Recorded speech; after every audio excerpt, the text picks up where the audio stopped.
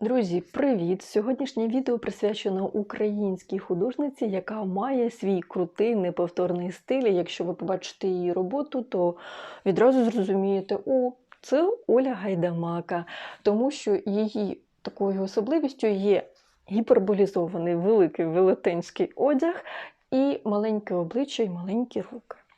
Зараз я в руках тримаю книгу «Півник», яку Оля проілюструвала для видавництва «Старий Лев». Ця книга має її автограф і невеличке побажання, і виграти цю книгу може хтось один із вас. Умови розіграшу дивіться у відео трішки далі. Я його заховала поміж багатьох шматочків нашої розмови. Оля досить відкрита, щира людина з прекрасним почуттям гумору, і наше інтерв'ю починається з невеличкого жарту. Я бажаю вам приємного перегляду, запрошую в ці світи художника, тому що ми говоримо і про її шлях, і про матеріали, і як вона йшла до цього стилю, і як вона просувала себе, як вона співпрацює з брендами. Дуже багато всього цікавого. Пам'ятайте, що для Ютуба мають значення не скільки вподобайки, не скільки коментарі, а саме ваше утримання, довжина перегляду. Чим довше ви дивитеся це відео, тим більше Ютуб його пропонує іншим людям. Я вболіваю за українських митців та майстрів, хочу, щоб їх знало побільше українців, знайомилися з їхньою творчістю, тому не скупіться на репости, не скупіться на перегляди. Я неймовірно вдячна вам за вашу підтримку. Приємного вам перегляду. Зозулькин дім, збираємо себе в кулачок і летимо назустріч пригодам. Були такі ситуації, що тобі потрібно сформулювати, чим ти займаєшся? Останнім часом я кажу привіт, я Оля Гайдамака, відома українська художниця. Клас! Але це так трошки в жарт. А як ти себе ідентифікуєш? От саме вже бачиш як відомою українською художницею, чи це ти проговорюєш для того, щоб ще раз впевнитися і зафіксувати? Просто так часто мене представляють, і мені так, як цей комплекс меншовартості, мені трошки смішно, і я так жартома з усіма знайомлюсь. Клас! А яка реакція людей? Я досить рідко так кажу. Я так в розмовах із знайомими кажу щось про себе. Ось відома українська художниця, там копає картоплю в селі на городі. Скажи, а ти завжди хотіла бути художницею? Так, я з дитинства малювала, в садочку малювала. Але спочатку мене батьки віддали з 1 по 3 клас на хор і танці, такі народні. Це було дуже сумно, я все рівно малювала, і тоді мене мама нарешті віддала в художню школу на Троєщині імені Леонтовича.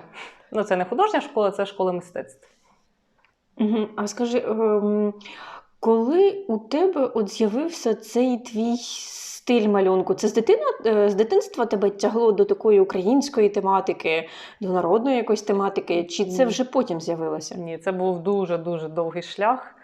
Звісно, там в школі, в садочку я малювала іграшки, потім тваринок малювала, примальовувала розмальовки, потім пішла в художню школу, там почались натюрморти, я в село приїжджала, я собі ставила натюрморти, грушки, стаканчики, котиків малювала, почала малювати пейзажі в селі.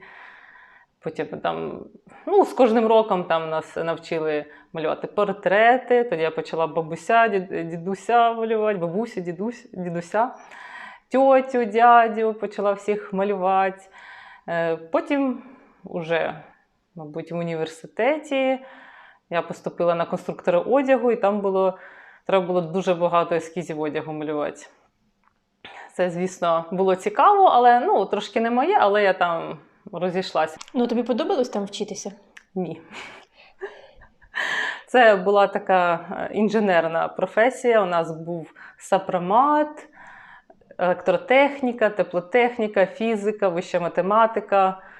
І паралельно із цим всі ці конструкторські, вузькі спеціальності. Це було, якби, треба, щоб закінчити перший курс чи другий, треба все це здати. Філософія, політологія, психологія. Ну, це таке цікаве, але те, що там фізику, якщо не здаси, то ти не поступиш далі. Там на наступний курс не перейдеш. То так, навчання було таке досить важким. Це робота ліногравюра. Це я розкажу, тут в мене є навіть що показати, як я робила.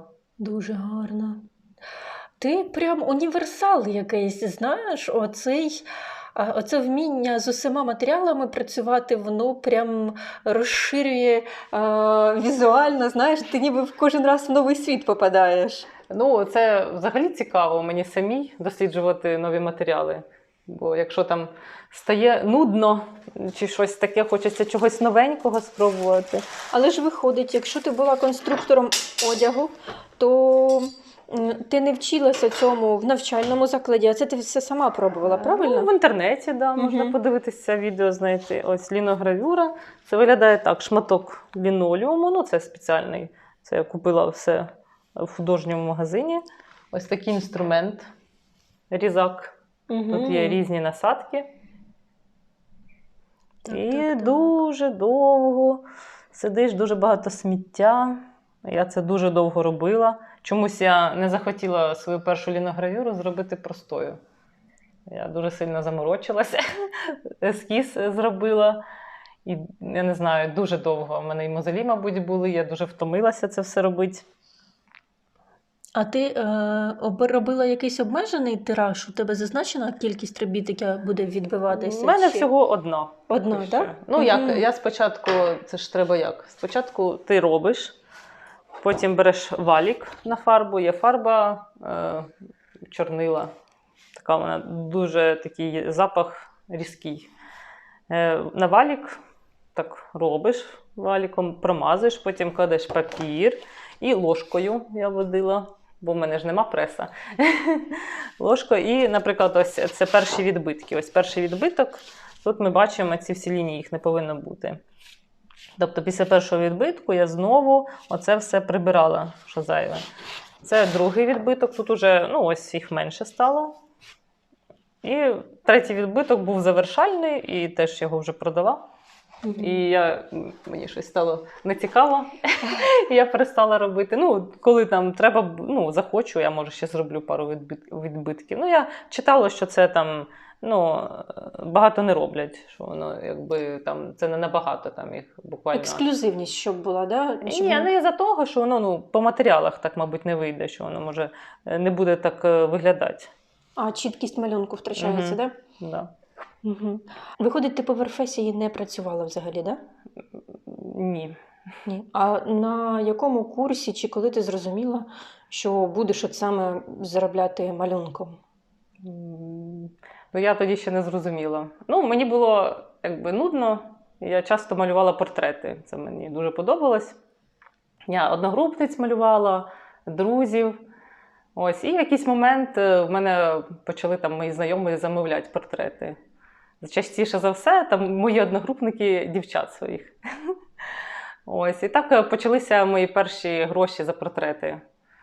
І вже після університету я там декілька тижнів, ну, знаєш, шукала роботу якусь таку, типу, по професії чи не по професії. Ні, по професії я точно не хотіла. На мозаїку я десь попала, але мені не сподобалось. Я, якщо чесно, не бачила себе в такій роботі, куди треба їздити, там якийсь офіс, тобто графік якийсь.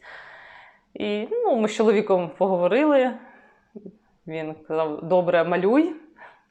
Там він мені дав добро, ну, як, підтримав мене в цьому. Він мене повірив, підтримав, сказав, щоб я в цьому напрямку розвивала, бо він побачив, що якби, все інше мене не цікавить і це не моє. Портрети, звісно, мені подобались, але це, по-перше, не таке неприбуткова справа, багато енергозатратна, працезатратна.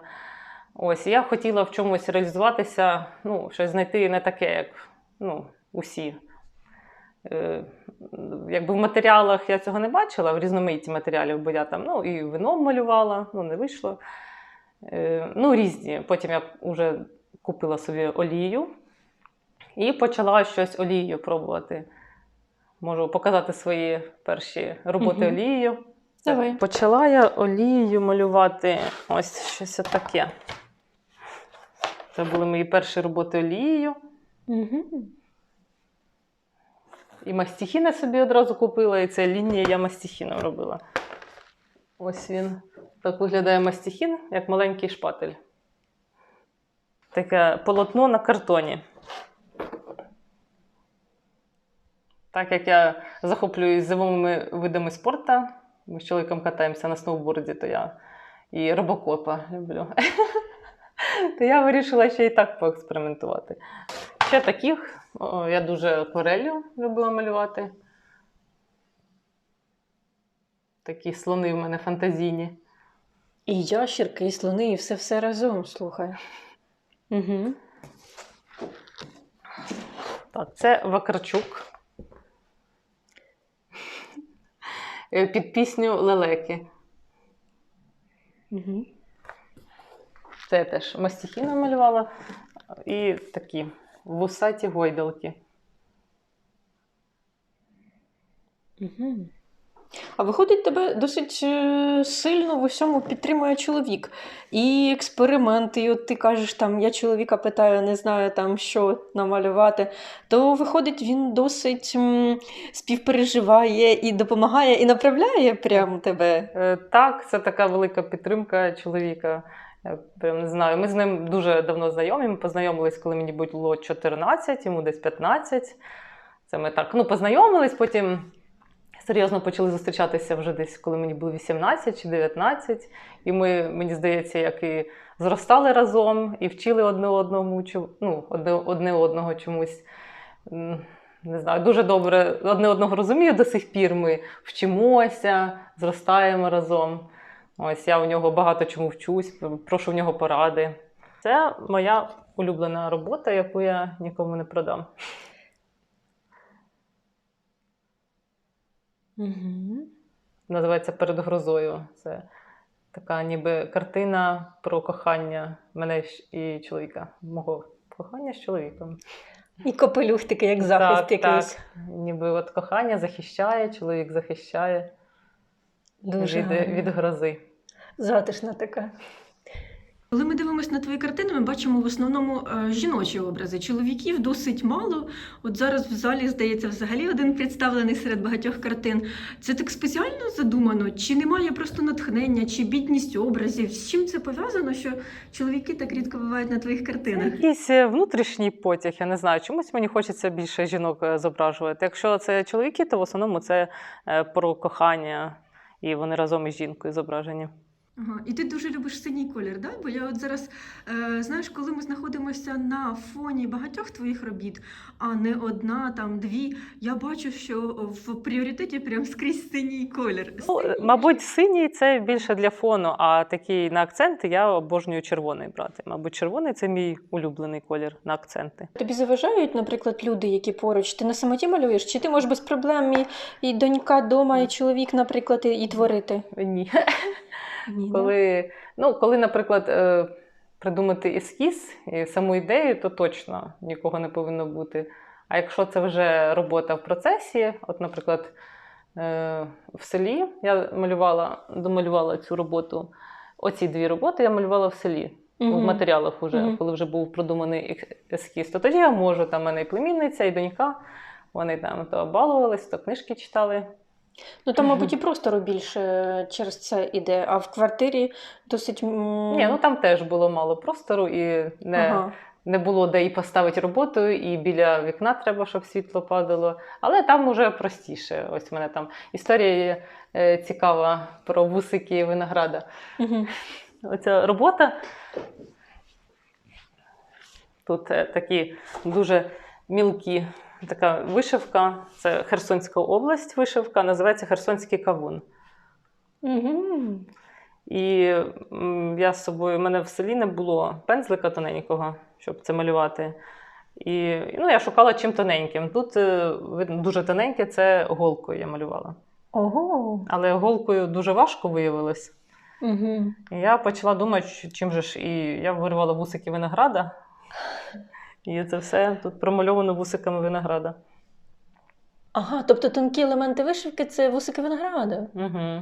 Ну і виходять такі характерні лінії незвичайні. За собі. це я люблю іще мастихін.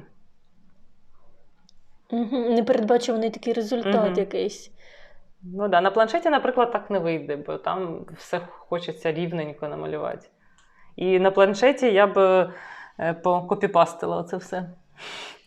А Ну тут да. довелося. Тут така як механічна вже робота, тобто ідея є. І коли залишається механічна робота, я знаю, що яким кольором я малюю, бо я вже це продумала. Тоді я вже можу працювати, коли там коло мене бігають діти і ходять усі. Кістяк, коли вже, скажімо Ну, да-да. так, основа. Це мені прям дуже подобається. Я в захваті була, коли придумала її. Мені дуже сподобалось і навіть оцінила моя донька з племінницею. Один раз вона стоїть і ще не домальована в селі. Дивлюся, а їм нудно дітям в селі.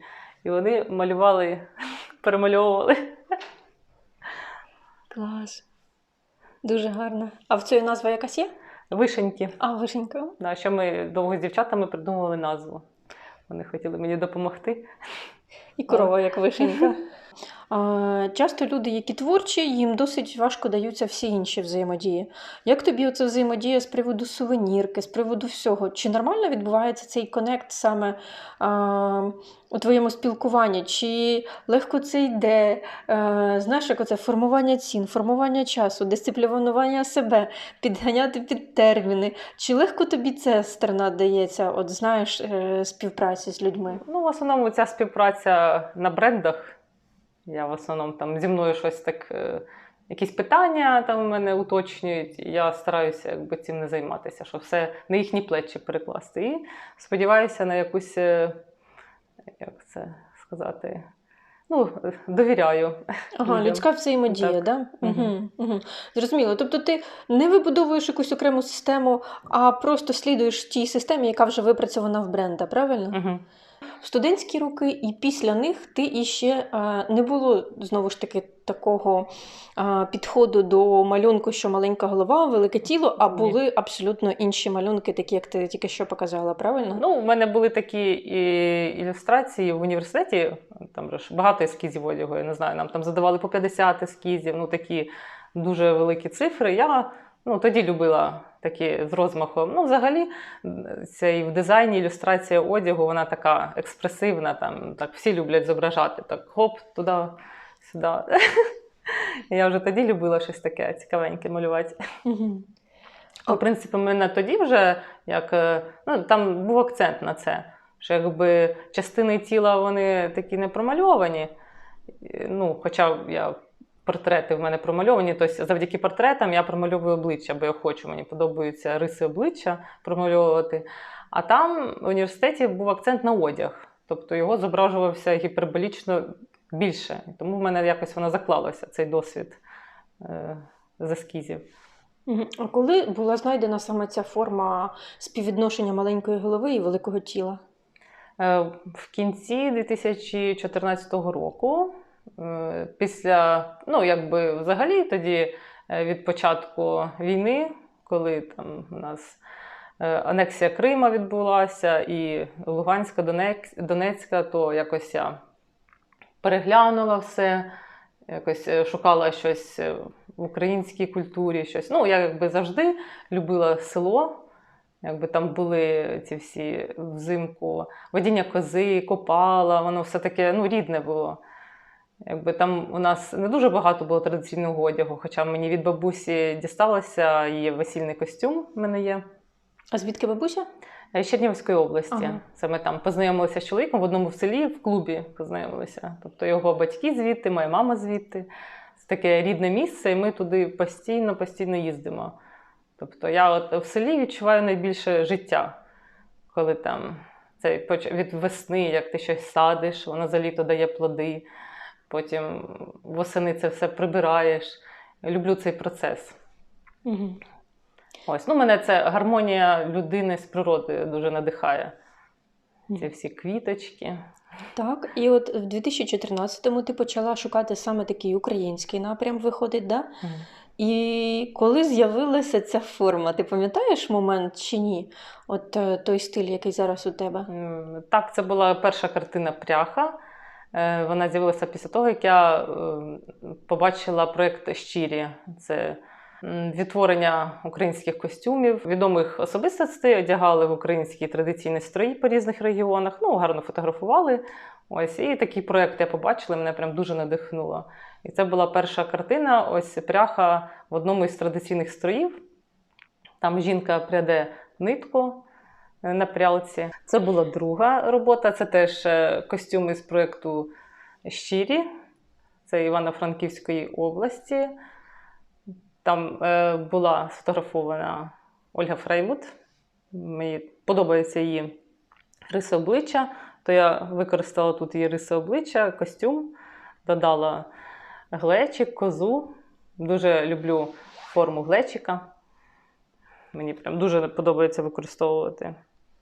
Це як ніби молоко із глечика. Скажи, а ти от спробувала, побачила таку форму і відразу зрозуміла, що все, це Так. мій почерк? Це після пряхи я зрозуміла, що мені дуже подобається, як це все виглядає. Це гіперболізовано великі головні убори, рукави.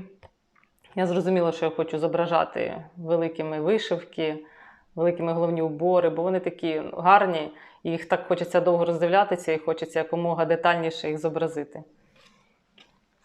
А як почався твій шлях уже в плані того популяризації твоєї творчості? От, намалювала, ти знайшла стиль, а далі що? Як ти рухалась взагалі? Ну, ми ще познайомилися з одною дівчиною. Це тепер моя подруга Оля Гузій. В неї мама працювала в музеї Тараса Шевченка, будинок-музей на Хрещатику.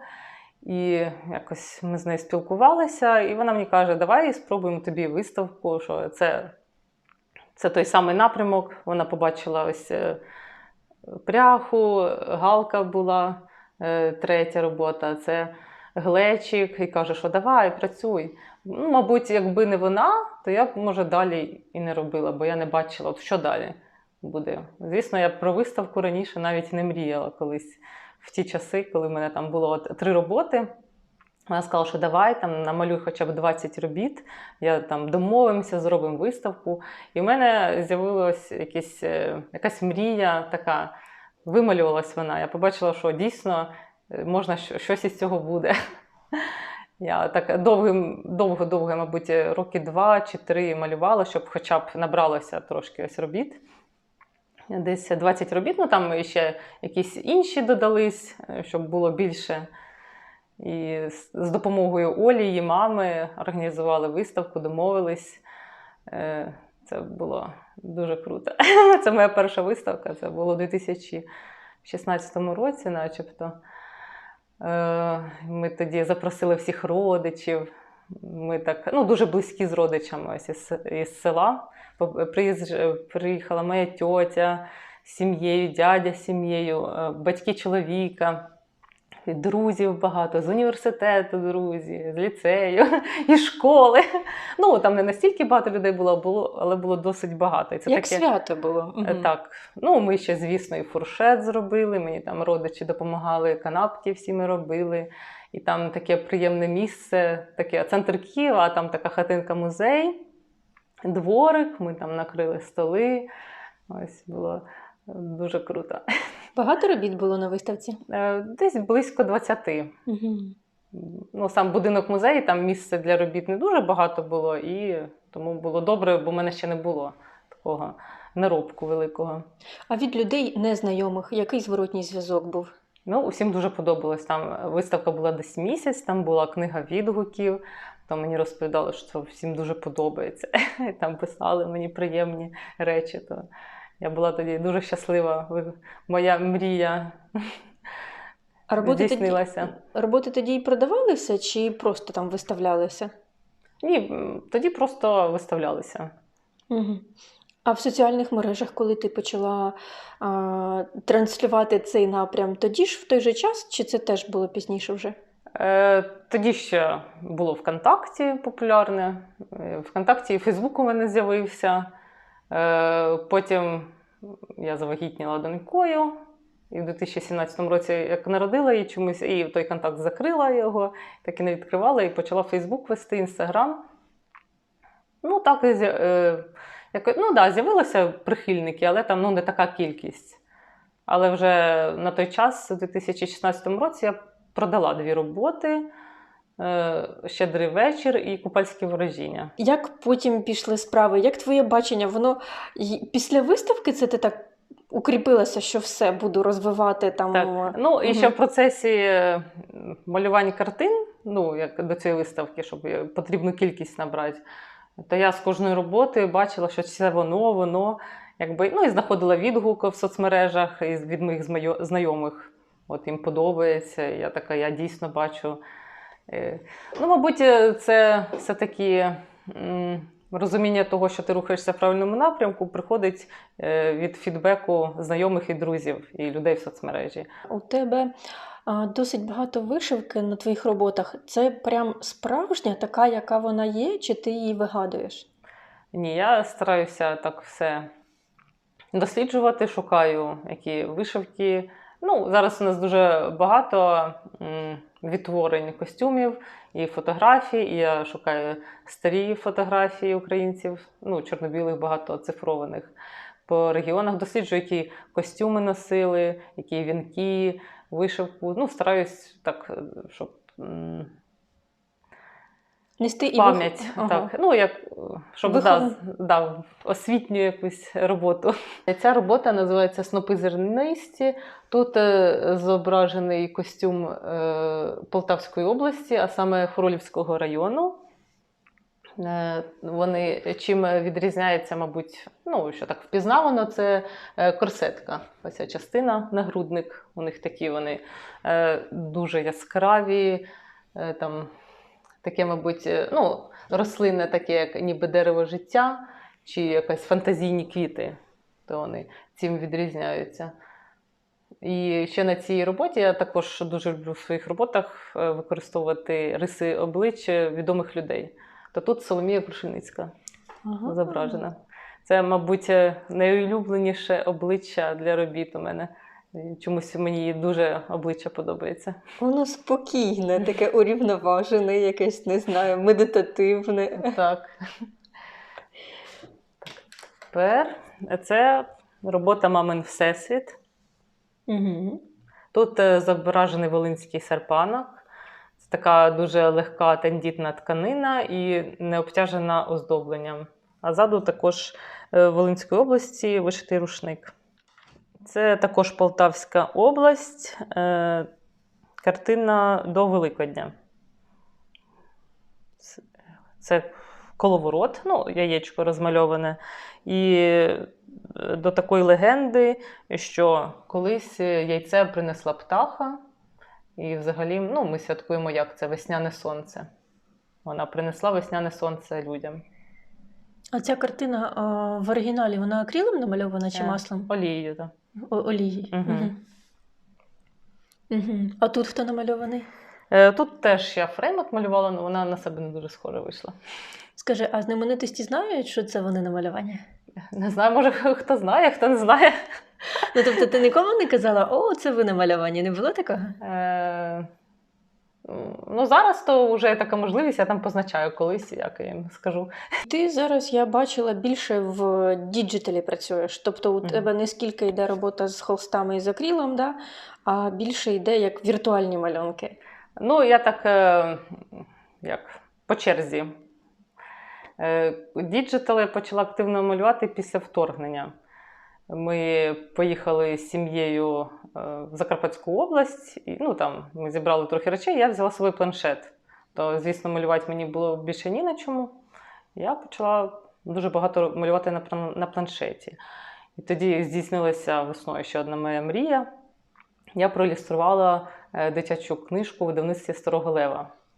Я тоді була просто в такому захваті, що мені написали самі. Я навіть і не мріяла, навіть і не думала комусь писати, що я там хочу в такому видавництві крутому проілюструвати. А тут мені самі запропонували Наталка Малетич, і вона так чудово поєднала цю казку.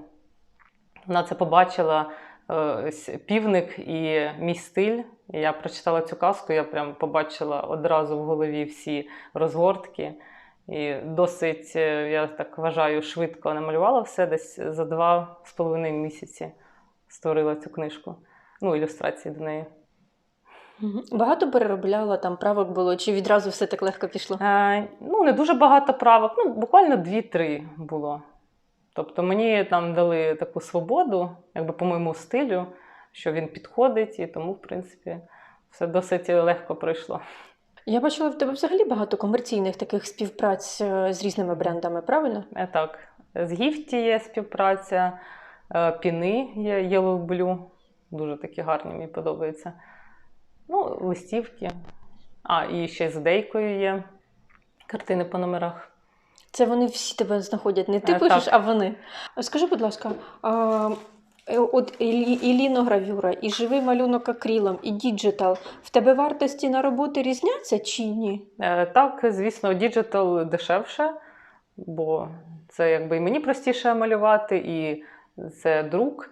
Ну, діджитал – це зручніше всього, мабуть, на те, що друкується. Там для ілюстрацій. Хоча живими матеріалами, ну, цікавіше, мені здається. Але якщо великий об'єм роботи, наприклад, ілюстрація книжки дитячої, там, де треба дуже багато ілюстрацій, то, звісно, я надаю перевагу планшету, бо спробувала, що це дійсно швидше і простіше. Олією, наприклад, дорожче всього робота. Ось роботу оцю, вона розміром 60х80, наче я продала за $2200. Якби на папері дешевше трохи. Звісно, якщо там роблю на замовлення на планшеті, то там дешевше. Але це також від складності залежить, бо, звісно, там може бути дуже багато людей на картині, наприклад. Якби одна людина, то це ж, звісно, легше. Пропрацьовування, так? Від складності Угу. так залежить все. А бувають такі люди, що приходять до тебе і кажуть, хочу свій портрет, щоб ти намалювала. Індивідуальні, прям такі суперзамовлення, які не комерційні, а які стосуються особисто портрета якоїсь людини конкретної. Ну, зараз я вже такі замовлення не приймаю. Мені цікавіше там зараз працювати над композицією новою. Мені дуже цікаво щось створити нове. Щодо умов розіграшу, Оля зображає своїх героїв, не вигадуючи обличчя, а беручи за основу або якусь відому людину, або родичів, або себе. І от в цьому інтерв'ю ми проговорили, що і там є і онука, і Соломія Крушельницька, і інші люди.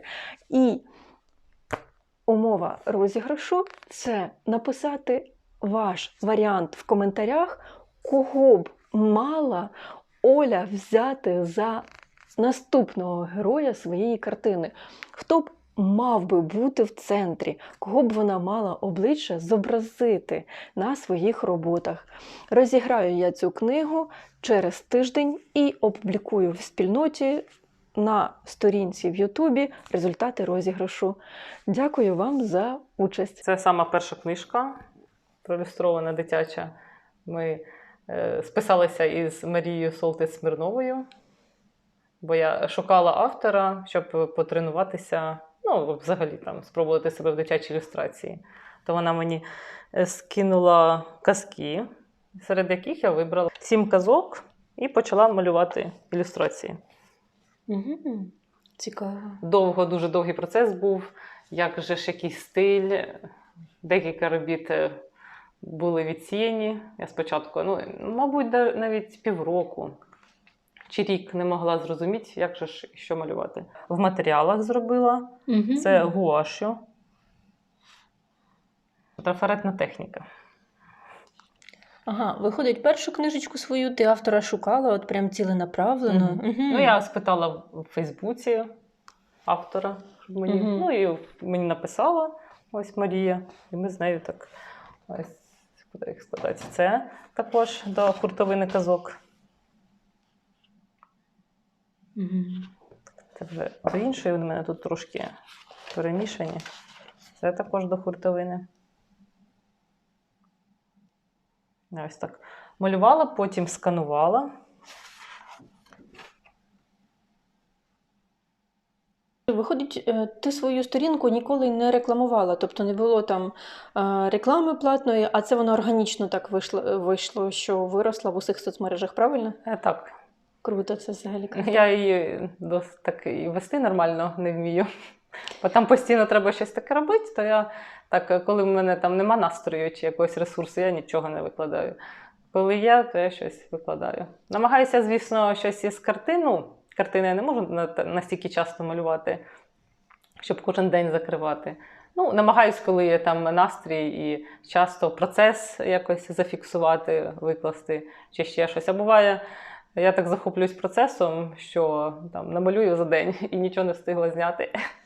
Ну так, пріоритетність віддатися творчості, а не наробити контенту. В цьому плані йде, правильно? Мгм. Ну так, натхнення – це страшна штука, мені здається. Людина трішечки забувається, губиться в просторі часу, в усьому губиться. Круто. Скажи, а наскільки часто тоді виходить у тебе створювати картини? Наскільки часто в тебе вони з'являються? Одна картина там на місяць, чи на 3? Чи це в тебе систематично, чи це в тебе по-різному якось відбувається? Ну так, все, звісно, залежить від натхнення. Бувають такі моменти, що я на замовлення щось роблю. І це в основному зараз на планшеті. То це більш швидше відбувається. Ну, на планшеті взагалі все швидше, бо там можна посунути щось. Ну, і так взагалі там ресурсно не так важко. А на полотнах, звісно, це якась енергія. Ти наче віддаєш полотну свою енергію. Це треба так зібратися. То влітку це мало часу, бо у доньки канікули. Треба там городи, закрутки, сушка. То за це літо в мене вийшла там одна робота на місяць. Так зазвичай я там намагаюся, ну, щоб це було якось більш стабільно, там, я не знаю, робота на тиждень, на 2. Це і діджитал, і акрил ми беремо все разом. Мгм. Якщо поділити, то це одна робота на тиждень десь, на 2. Мабуть, це занадто. Ну, якщо діджитал, то одна робота за тиждень це можливо. Угу. А якщо ну, така живими матеріалами, то це, звісно, так розтягується надовше. Скажи, а в тебе як відбувається? Народилася в діджиталі, а потім ти в акрил переносиш? Чи буває таке, що просто акрилом малюєш, а в діджитал вона не переходить? Якийсь такий зв'язок між ними є чи дублювання? Ну, я зараз створюю ескізи в діджитал, так набагато зручніше. Ось раніше я робила їх на таких листочках, Угу. а тепер економія листочків. І в діджитал набагато зручніше. Там можна, варіація з кольором набагато легкіше. Я там роблю ескіз із лінією, створюю, якось шукаю композицію дуже довго, так щоб мені все подобалось. Кольори різні пробую, тобто тут більше варіантів. Потім переношу роботу на полотно. Це теж такий в мене цікавий процес. Я думаю, що можна це і простіше робити. Ну, я так спростила трошки, а є ще простіше. Тобто я скидую лінійний ескіз на комп'ютер, на екрані перевожу на тут таку з тих робіт, що є тут. Наприклад, вишеньки. На пергамент переношу м'яким олівцем, потім перевертаю на іншу сторону і перебиваю на полотно. І виходить в мене лінії на полотні. Бо раніше, коли не було планшету і не було такої можливості, то на полотні виходить олівцем, там щось не подобається, стираєш, там з'являється багато ліній, ти його досить добре не можеш витерти. Ось так виходить зручніше набагато. А скажи, а на замовлення, ти кажеш, працюєш, тобі легко дається на замовлення працювати? Тому що певні митці кажуть, там, що вони не можуть на замовлення працювати, або взаємодія важко там з людьми дається. Митець досить часто буває така людина, знаєш, що там замкнена в спілкуванні. Як тобі оце саме співпраця дається? Ну, я не дуже часто працюю на замовлення. Мені інколи буває хочеться. Коли якісь ідей нема. Наприклад, дуже важко створити нову роботу, коли там нема натхнення, то ти сидиш, я буває там тиждень, думаю, сиджу над новою роботою, немає якогось натхнення. А тут, в принципі, якщо тобі дають чітке завдання, то це не дуже важко. Хоча, дійсно, доводиться інколи щось перероблювати. Після такого я роблю перерву і малюю своє. Тобто я так по черзі відпочиваю одне від одного. Це Черкаська область, тут також Соломія Крушельницька. Прекрасно. Дуже гарно. Мабуть, я цю Ага. картину малювала, коли слухала пісню Дахи Брахи і Жадана птаха. Ага. Ти можеш відразу просто казати, чим намальований оригінал, Ага. бо досить цікаво. Угу. Це олія. Угу. Вона прям лежить така замріяна. Скажи, а у когось із знаменитих людей є твої роботи? Так. Зараз ми до них дійдемо. Тут в мене є. давай. Це вже лідерка гурту «Один в каної», чи вірніше солістка Ірина Швайдак. То ми ходили з чоловіком на концерт, і я їй подарувала. Клас. Як вона відреагувала? Там багато людей було, я дала в руки і все. Я навіть не знаю, чи їй сподобалось, чи ні. Ага, а якими матеріалами вона намальована? Це акварелю і це світлим, виходить, по акварелі гуаш. А це відбитки від листочків. Це я в селі, коли малювала була, пішла на вулицю, вирвала листочок, Ага. Ой, дуже намазала гарно. і зробила відбиток. Дуже гарно, дуже характерно вийшло. І вона тебе не відмічала ні в історіях, тобто не знає про твоє існування, ніякого фідбеку не було? Я не знаю, це вже так давно було, якщо чесно. Ні, нічого такого не пам'ятаю. Добре, там візитівка твоя була і координати на роботі чи ні? Ні. Я тебе зрозуміла. Так, це костюм сважки, наче забула, Рівненської області, мабуть. Це теж Соломія? Ні, це я взагалі малювала Наталю Сумську, але вийшла моя двоюрідна сестра Люда. От я хотіла Чомусь сказати, що... Дуже на мою сестру схоже вийшла. І лице так добре пропрацьовано, таке відчуття, що прям фотографія. Я намагаюся спіймати цей круто, дуже круто. Вай. Клас. І вона, знаєш, мені навіть трішки ікону нагадує, знаєш, як образи накривали рушником, і от дивишся, лице десь в глибині, навколо рушник, прям як ікона в певній мірі. Ага. Тут ще так відслідковується зараз такий час. Тут, я малювала якраз на початку осені. Тут груші і сушена кукурудза висить. Це покров. Це я спеціально малювала, повинна була бути виставка в Софії Київській, десь в часи, мабуть, ковіду. Мабуть, тоді ковід завадив нам зробити виставку. І це була робота, просто ми хотіли на покров зробити відкриття. Угу. Дуже гарно. Що за матеріали тут? Це олія. Це, мабуть, сама перша робота на планшеті. Я її намалювала влітку в селі. А планшет тобі легко дався? Ти чи довго тренувалася? От цікаво, від природнього, від матеріального до віртуального. Як це? Було важко. Важко зрозуміти, що можна там створити роботу, яка схожа буде більш на живий матеріал. І розслабитися було важко. Там, додати легкість таку, як в живих матеріалах. Це треба напрацьовувати. Чим більше малюєш, тим більше розумієш планшет. Це планшет. Угу. Він якийсь спеціальний іде? Чи... Ні, iPad це програма Procreate для художників. Так. Оце ось у мене зараз відкрита, це картина, яку я планую намалювати акрилом на полотні. О, це конкретно хтось? Так, я подивилася 2 дні тому розмову Онуки і Марини Круть. І мене прям надихнула ця розмова, і це вона. Зараз я колір зроблю. Це якби зберегла ескіз, для того, щоб перенести на полотно. Клас.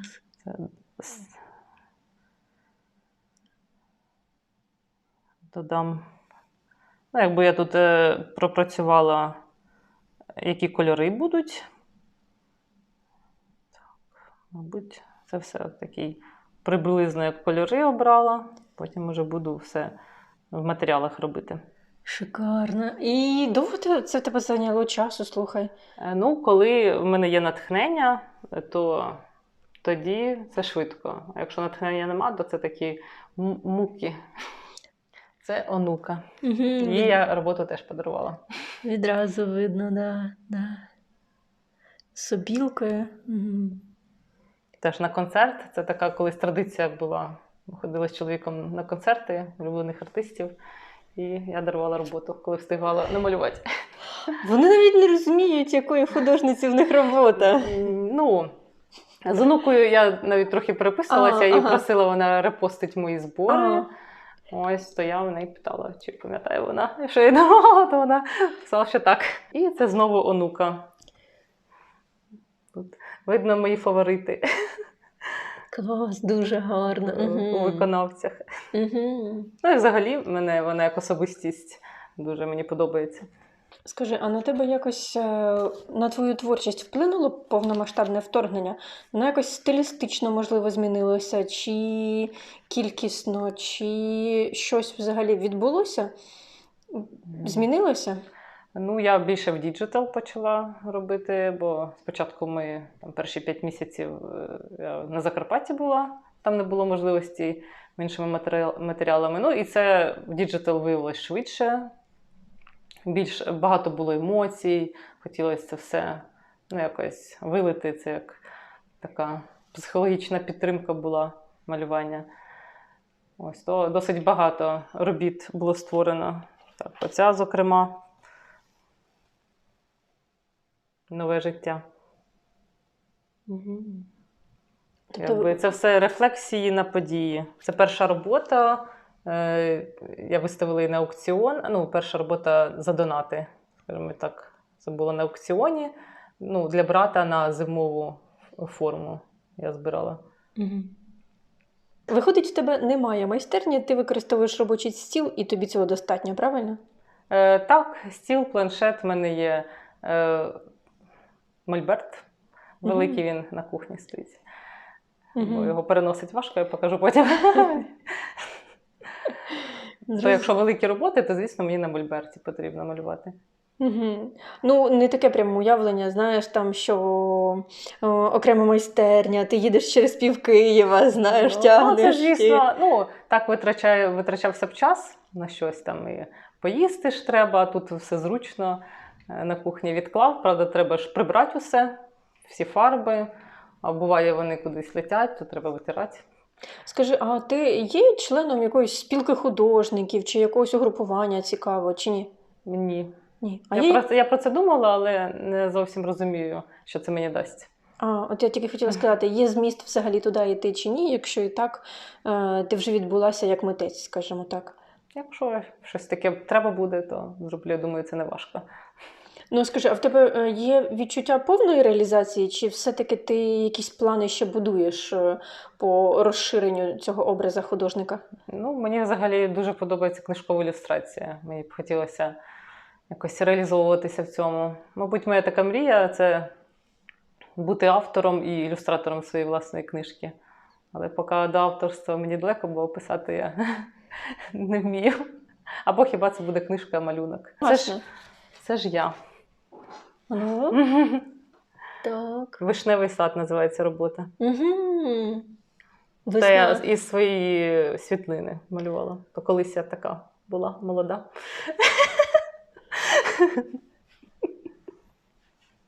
Зафіксувала себе молоду. Поговоримо з тобою через 20 років. І подивимось це відео. Прекрасно, це весна виходить, так? А це якийсь теж регіон зараз вишивка йде? Ну, якщо це я, то це, мабуть, Чернігівська область. Чернігівська. Потім друга книжка вже мені написала сама авторка Віталіна Ганзина. Вона поетка, пише вірші. Ось. І вже якби, вона мені прислала вірші вже сама, які вона хотіла, і я вже далі створювала. Ну, тут я вже трошки швидше вибрала для себе стиль і трошки іншу техніку також вибрала, але теж ручну. Тут акрил і олівці акварельні, поверх акрила.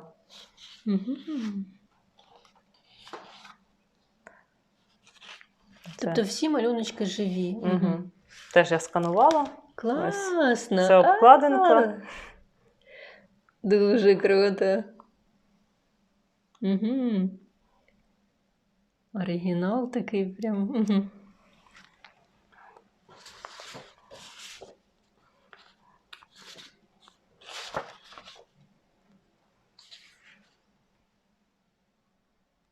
Тут саме цінність в тому, знаєш, що він вручну малювався, живий малюнок. Да.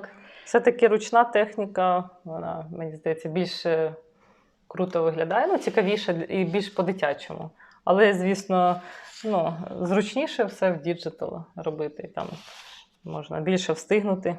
Це сама перша ілюстрація, яку я зробила до цієї збірки. Дуже мені сподобалось. Угу.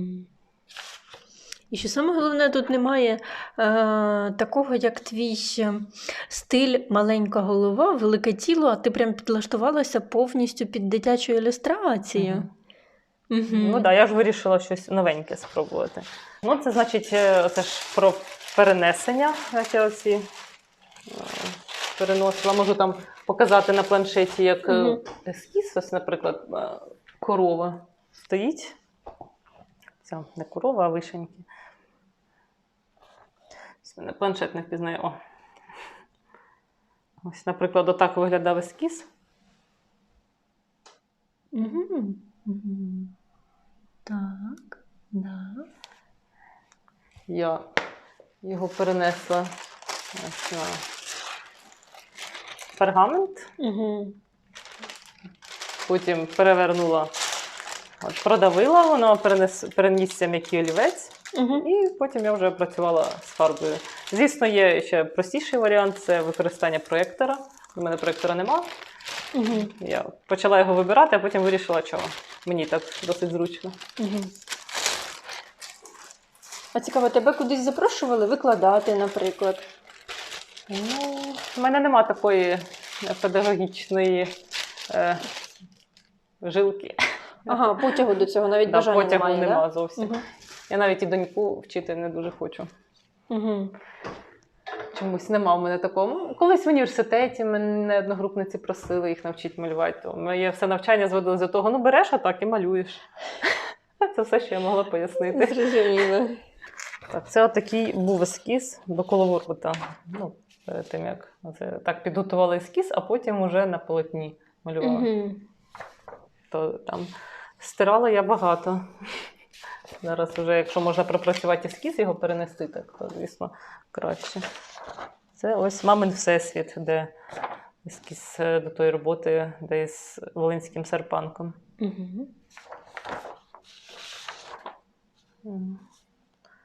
Тут іначе роботи нема. Це теж до «Щедрий вечір» робота, ескіз. Так. Це до духовного спадку. Тут в мене була велика, вірніше, вона ще є робота 110 на 70, тому я вирішила з 2 листочків зробити для ескізу. Дуже гарно. Ця картина називається «Духовний спадок». За основу образу я взяла Богдана Ступку, який виступає в ролі Кобзаря.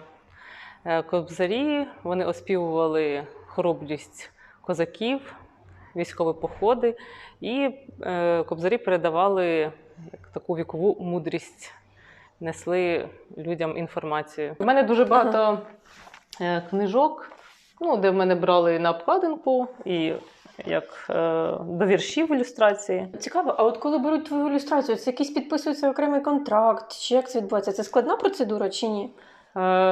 Так, підписують, ну, видавництва, ми там заключаємо договір. Ось, все так, як треба. А скажи, а бувало таке, от багато хто, наприклад, зараз досить активно обговорюється авторське право і тому подібне. Чи не бачила, що твої роботи копіюють, або твої ілюстрації використовують без твого дозволу? Бачила. Ага. Мені часто мої підписники присилають, коли щось таке бачать. Ну, якщо чесно, в мене якось нема на це енергії, ресурсу, і не хочеться з цим розбиратися. Ну, там шукати людей, дзвонити. Ти нічого не робила з цим? Ні.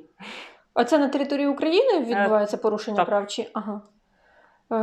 А чому? Слухай, ну от невже Ні, ну це якщо щось би масове було, ну так би не пройшло, якби масове. Якщо це щось одиничне, я просто не хочу витрачати на це енергію. Нема в мене на це ні сил, ні часу, не знаю. Тобто в масовому плані не було таке, щоб там що хтось... Ну це щось одиничне, я там бачила, ну якби вирішила, що не буду я на це витрачати свої сили. Зрозуміло. Писала мені Євгенія Кузнєцова, попросила зробити одну ілюстрацію до одної розгортки в книжці. Зараз я покажу. Це такий збірка жартівливих рецептів. Ми готуємо в журбі. Зараз покажу цю ілюстрацію. Тут виходить десь 30, я забула, чи 33 жартівливих рецепти. І різні ілюстратори приймали участь. Тобто це дуже цікаво. Ось.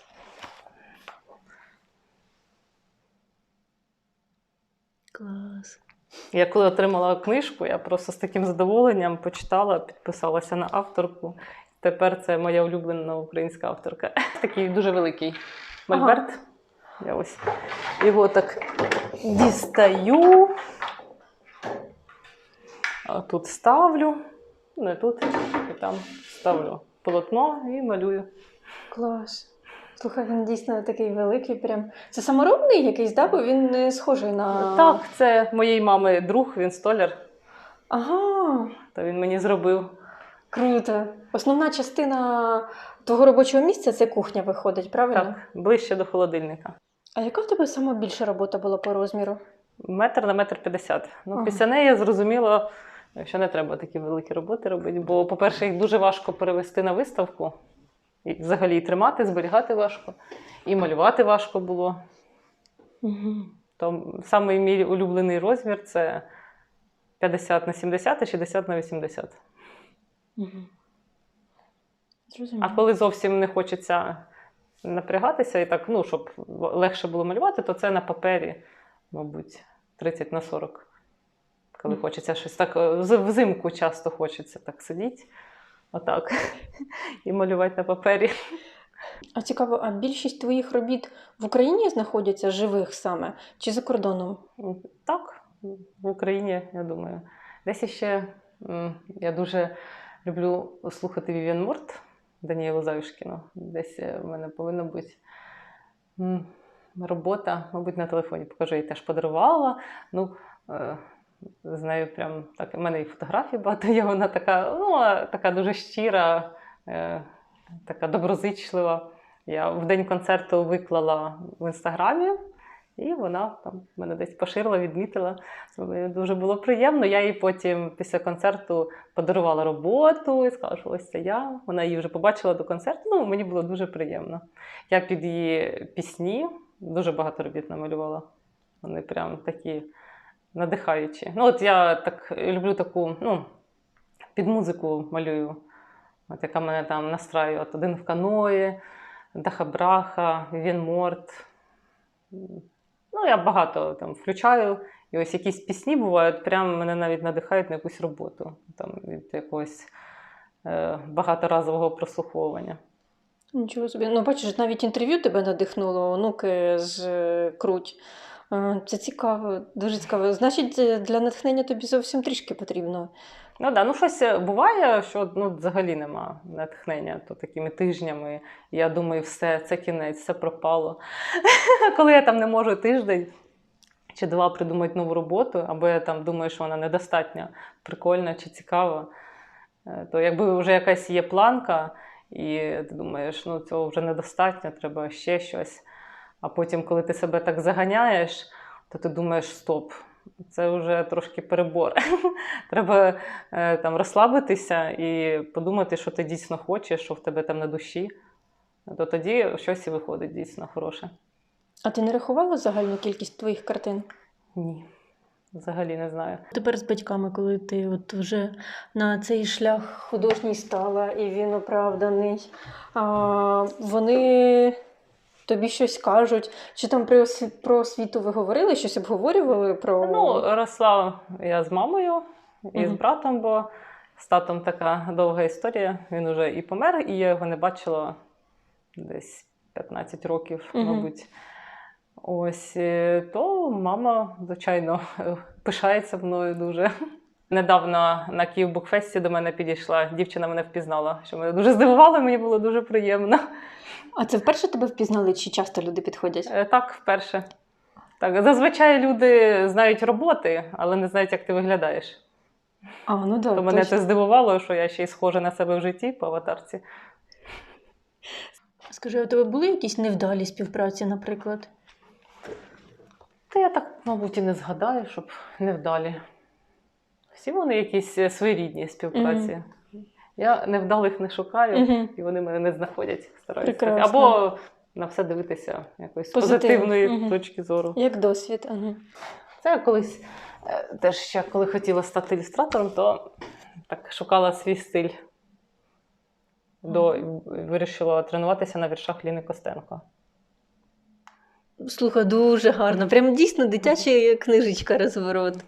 Класно. Слухай, і виходить, ти оцю композицію, цю характерність, все сама доходиш до цього, експериментуєш.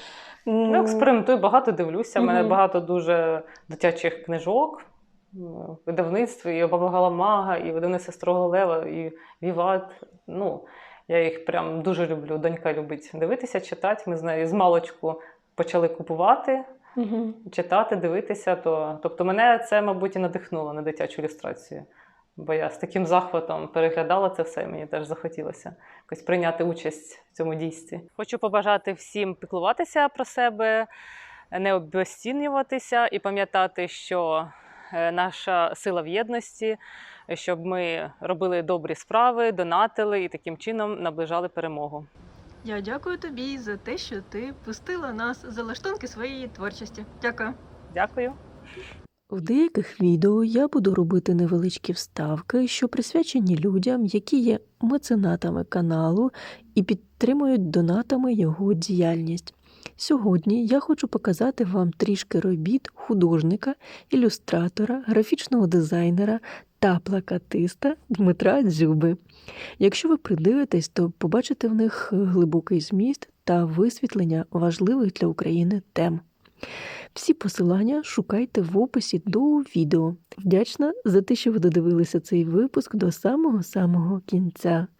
Ваша Зузулька Віка.